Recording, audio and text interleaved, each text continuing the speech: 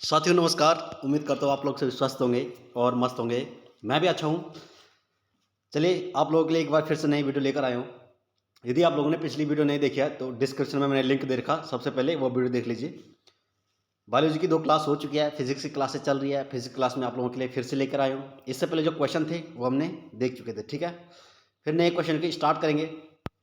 Video की शुरुआत करते हैं, बाकी बातें वीडियो के अंत में होंगी, ठीक है। क्वेश्चन नंबर 25 है यहाँ पर। जो 24 क्वेश्चन थे वो हमने देख चुके थे और उनका जो वीडियो का लिंक है वो मैंने डिस्क्रिप्शन में दिया है, आप लोग वहाँ से देख लीजिए भाई।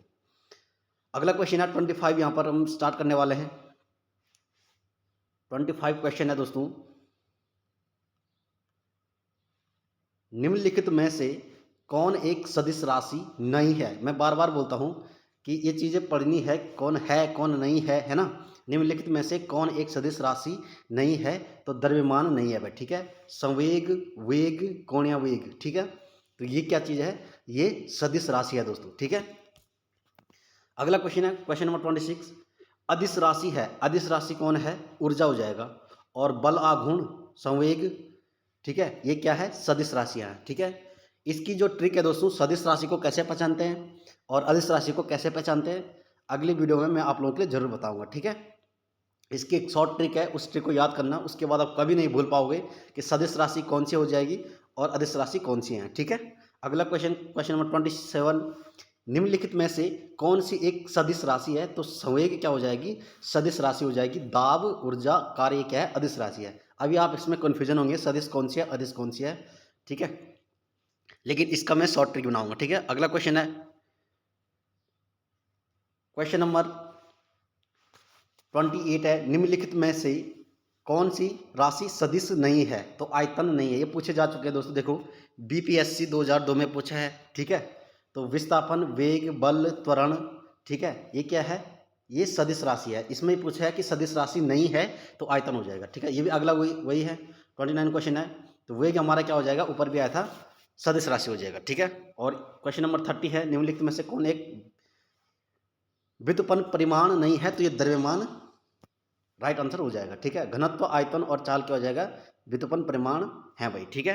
लेकिन जो व्युत्पन्न परिमाण नहीं है, ठीक है, वो क्या हो जाएगा? द्रव्यमान हो जाएगा, ठीक है। अगला क्वेश्चन है क्वेश्चन नंबर 31 देख लीजिए। त्वरण ज्ञात करने का सही सूत्र कौन सा है? त्वरण ज्ञात कैसे करेंगे? देख, त्वरण का सूत्र ये है भाई, एक सूत्र याद कर लेना। फॉर्मूला जो है a equal to v minus u but divide by क्या हो जाएगा? टी, ठीक है। तो ये हमारा राइट आंसर हो जाएगा, ठीक है। त्वरण ज्ञात करने का जो सूत्र है दोस्तों, वो हमारा ऑप्शन नंबर ए करेक्ट हो जाएगा। ए बराबर वी माइनस यू बटे टी, ठीक है। तो राइट आंसर हमारा क्या हो जाएगा? ऑप्शन नंबर ए, ठीक है। बढ़ते अगले क्वेश्चन की ओर।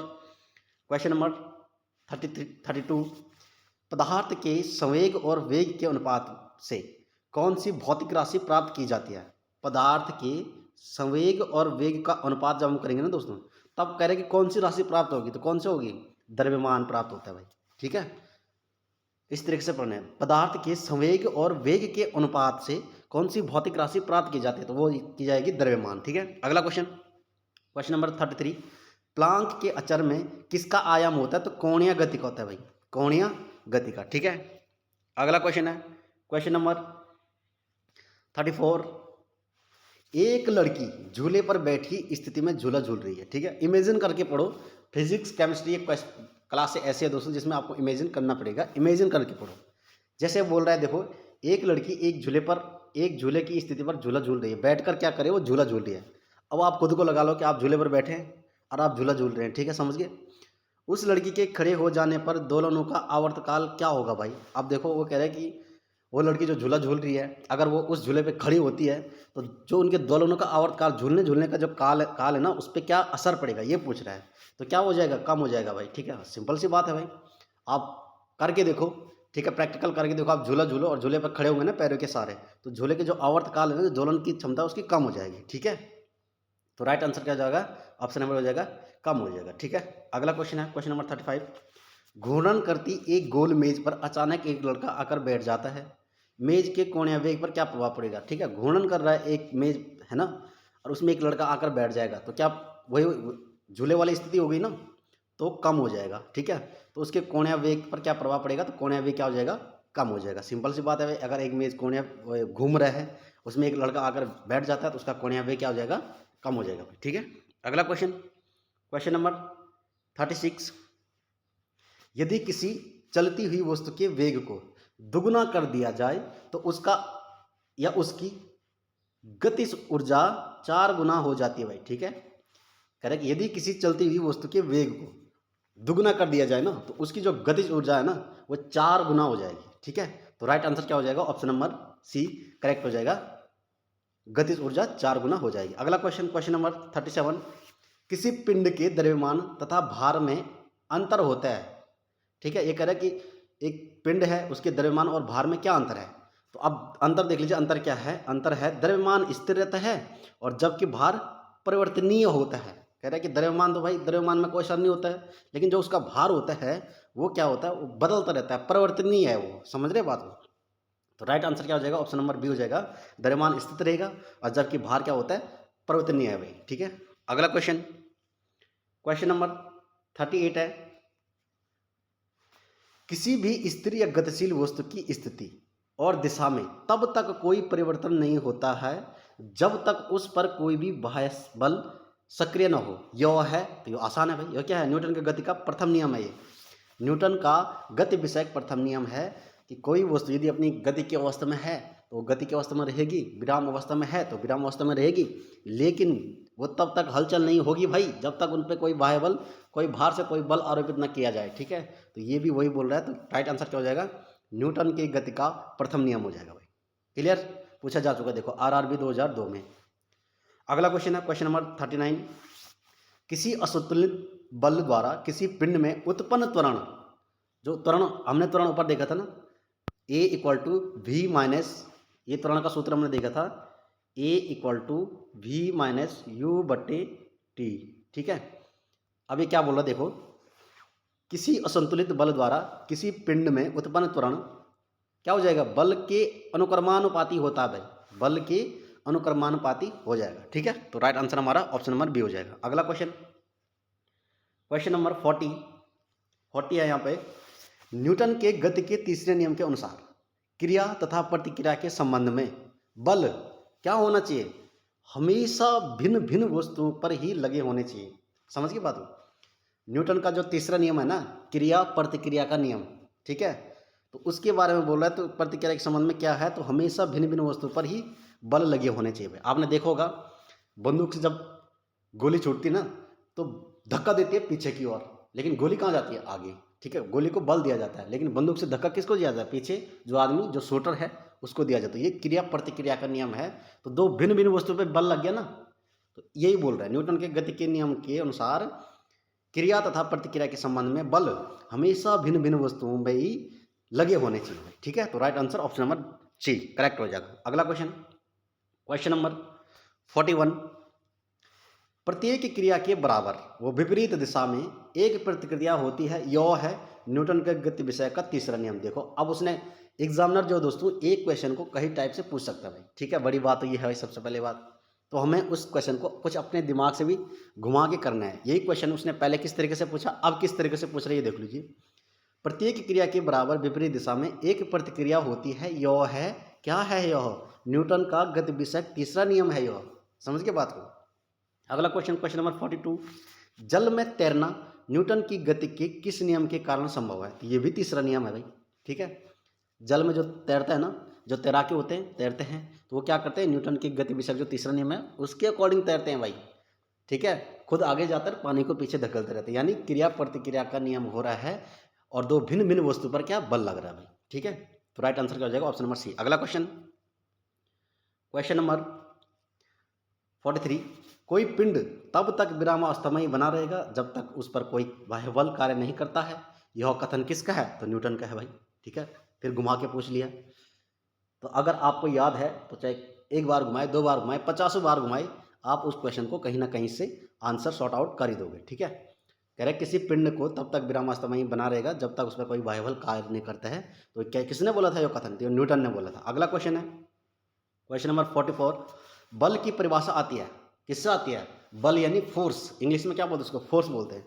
तो बल के परिभाषा किससे आती है, गति के पहले नियम से आती है भाई। ठीक है, तो राइट आंसर क्या हो जाएगा, ऑप्शन नंबर ए, गति के पहले नियम से हमें बल की परिभाषा मिलती है भाई, ठीक है। जो फोर्स है उसकी डेफिनेशन हमें किससे मिलती है? गति विषयक पहले नियम से। और गति विषयक पहले नियम क्या है? क्वेश्चन नंबर 43 देख लो। कोई पिंड तब तक विरामावस्था में रहेगा जब तक कोई बाह्यभार कार्य नहीं करेगा भाई। गति कर रहा है तो गति करता रहेगा, और स्थिति है तो स्थिति रहेगा, ठीक है। तो राइट आंसर हमारा क्वेश्चन नंबर 44 को जाएगा ऑप्शन नंबर ए। अगला क्वेश्चन, क्वेश्चन नंबर 45, किसी पिंड के उस गुण धर्म को क्या कहते हैं जिससे वह सीधी रेखा में विराम या एक समान गति की स्थिति में किसी भी परिवर्तन का विरोध करती है, तो उसको कहते हैं जड़त्ता, ठीक है। ये पूछा गया देखो आरआरबी 2004 में, ठीक है। ऊपर वाला क्वेश्चन जो था 44 ये एसएससी 2014 में पूछा जा चुका है, ठीक है। तो ये क्वेश्चन सारे सिलेक्टिव है, इंपॉर्टेंट है। अगला क्वेश्चन है क्वेश्चन नंबर 46, न्यूटन के पहले नियम को भी कहते हैं, तो जड़त्व का नियम भी कहते हैं भाई, ठीक है। ये पूछा गया देखो एसएससी 2011 में पूछा है, न्यूटन के पहले नियम को क्या कहते हैं? जड़त्व का नियम भी कहते हैं। तो याद रखना है भाई, न्यूटन के नियम को कितने तरीके से घुमा के पूछ लिया इसने, देखो। अगला क्वेश्चन है क्वेश्चन नंबर 47, गाड़ी खींचता हुआ घोड़ा। अब देखो एक घोड़ा ना गाड़ी को खींच रहा है, किस बल के कारण आगे बढ़ता है, ठीक है। ऑप्शन नंबर डी हो जाएगा क्या? पृथ्वी द्वारा घोड़े के पैरों पर आरोपित बल से। पृथ्वी क्या करती है? घोड़े के पैरों पर एक आरोपित बल करती है, उसके कारण क्या है दोस्तों? गाड़ी, घोड़ा जो है ना गाड़ी को खींचता है। अब पृथ्वी पर कौन सा बल होता है? कमेंट बॉक्स में जरूर बताना, ठीक है। अगला क्वेश्चन है क्वेश्चन नंबर 48, चलती हुई बस अचानक ब्रेक लगाती है, ठीक है। तो उसमें बैठे हुए यात्री आगे की ओर झुकते हैं भाई, आगे की दिशा में गिरते हैं, गिरते नहीं झुकते हैं। उसको किसके द्वारा समझाया जा सकता है? तो किसके द्वारा समझाया जा सकता है? ऑप्शन नंबर बी, न्यूटन का पहला नियम, यही तो है। कोई वस्तु विरामावस्था में तो क्या गति करेगी, चलती अवस्था में तो चलती रहेगी, विरामावस्था में तो विराम ही रहेगी, ठीक है। तो क्या होता है कि जब हम, अब इमेजिन करो आप बस में बैठे हैं, कहीं पे मोड़ आ गया घुमावदार, ठीक है, और ड्राइवर ने इमरजेंसी ब्रेक मारा, तो यात्री जो है ना उसमें आगे की ओर झुकते हैं। आगे की ओर क्यों झुकते हैं भाई? टेढ़े बेढ़े पे तो झुक सकते हैं, है ना। तो ये यही पूछ रहा है कि क्यों झुकते हैं, तो न्यूटन का पहला नियम है ये, ठीक है। क्योंकि बल लग गया ना भाई, वो अपनी स्थिति में बैठा हुआ था, यात्री बैठा हुआ था बस में, लेकिन उस पर बल लग गया, ब्रेक लग गया, और वो क्या चलता आगे को बन रहा है। तो राइट आंसर क्या हो जाएगा? ऑप्शन नंबर बी करेक्ट हो जाएगा। अगला क्वेश्चन, क्वेश्चन नंबर 49, रॉकेट किस सिद्धांत पर कार्य करता है? तो न्यूटन का तीसरा नियम है, ठीक है। रॉकेट में आग लगाए ऊपर, ठीक है, और पीछे भी धक्का देता है वो, ठीक है। जब अगर माना सपोज देर आप बोतल में वो करोगे ना, रॉकेट को जलाओगे तो रॉकेट तो ऊपर जाएगा, लेकिन उसका उतना ही फोर्स नीचे ज़मीन पर लगता है, ठीक है। तो रॉकेट किस सिद्धांत पर कार्य करता है? न्यूटन का तृतीय नियम पे। ये भी पूछा जा चुका, देखो एसएससी 2014 में पूछा गया भाई। अगला क्वेश्चन है क्वेश्चन नंबर 50, अश्व यदि एकाएक चलना प्रारंभ कर दे, अश्व मानी घोड़ा दे, तो अश्वरोही जो उस पर बैठा है, शब्दों का अर्थ समझना है भाई। गिरने की आशंका का कारण है तो विश्राम जड़त्व, ठीक है। एक अश्व है, एक घोड़ा है, और वो चल रहा है, तो उसमें जो बैठा यात्री है ना, अश्वरोही है, तो गिरने की आशंका कब होगी? विश्राम जड़त्व में होगी, ठीक है।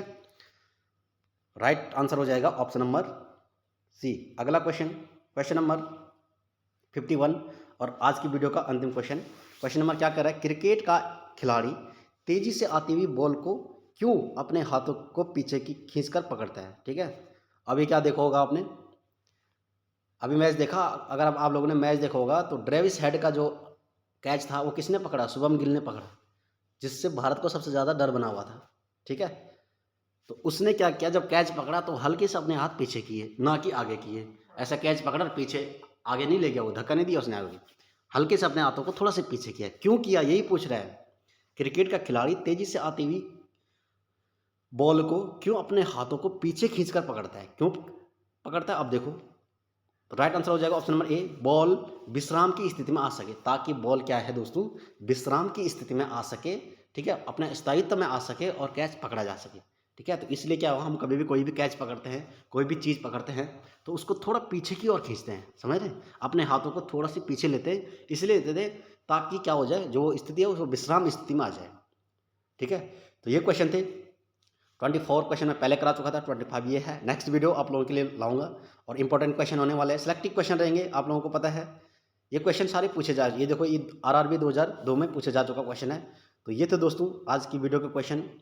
यदि आप लोगों को कोई डाउट लगता है तो आप लोग कमेंट बॉक्स में ज़रूर बताना, साथ ही वीडियो को एक शेयर जरूर कर देना, ताकि उन लोगों के पास भी वीडियो जा चुके जो लोग गवर्नमेंट जॉब की तैयारी करते हैं। ठीक है, तो मिलते एक नई वीडियो में, तब तक के लिए धन्यवाद। जय हिंद, जय भारत।